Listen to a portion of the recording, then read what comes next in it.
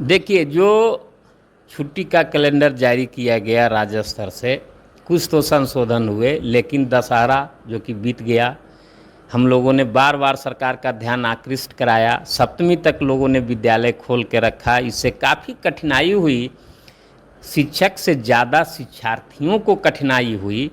उसके बाद अब ये दीपावली, भैया दूज और छठ महापर्व है, लोक आस्था का महापर्व है। देश विदेश से लोग बिहार आते हैं छठ पर्व मनाने के लिए, और इसमें छुट्टी की जो स्थिति है, दीपावली में कन्फ्यूजन है, कोई कहता है 31 को है, कोई कहता है 1 को है।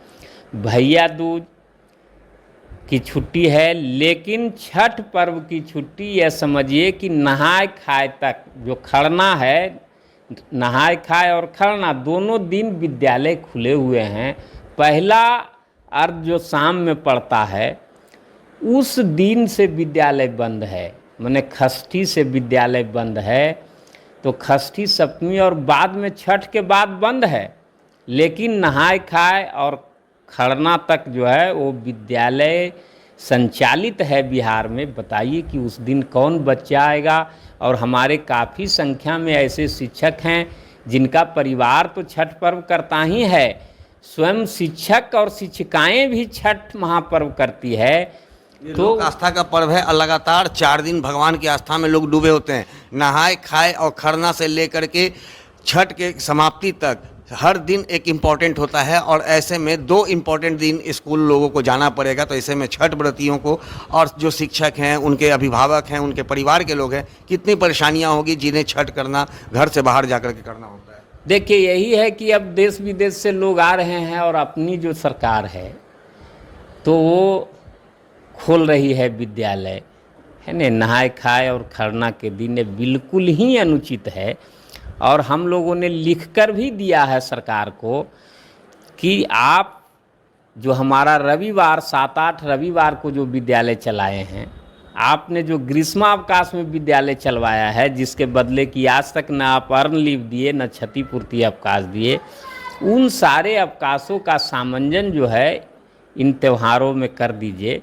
लेकिन सरकार के कानों पर जू तक नहीं रेंग रही है। ये बिल्कुल असंवेदनशीलता की पराकाष्ठा है।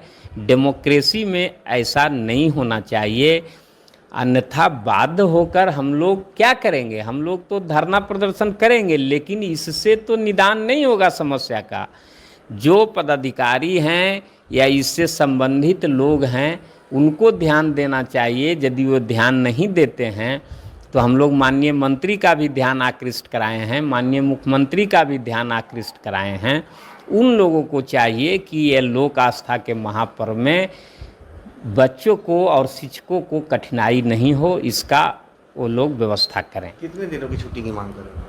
देखिए, छुट्टी की मांग क्या है? हम लोग की मांग है कि दीपावली से छठ तक लगातार जो छुट्टी होती है, चूँकि बच्चे की उपस्थिति तो आज ही विद्यालय से कम गया है। आजकल जो है दशहरा और इन त्योहारों के बीच में बच्चे विद्यालय में उपस्थिति जहां 80, 85, 90% हो रहा था, वहां 60, 65, 70% हो रहा है। और उस समय तो उपस्थिति होगी नहीं, और उस दौरान जो पढ़ाई होगी तो जो बच्चे नहीं आएंगे उनको काफ़ी क्षति होगी, जिसकी भरपाई न कोई शिक्षक कर सकेगा और न सरकार कर सकेगी। इसलिए ये समझिए तो एक पीढ़ी को क्षति पहुंचाने वाली बात है छठ पर्व में पढ़ाई करवाना।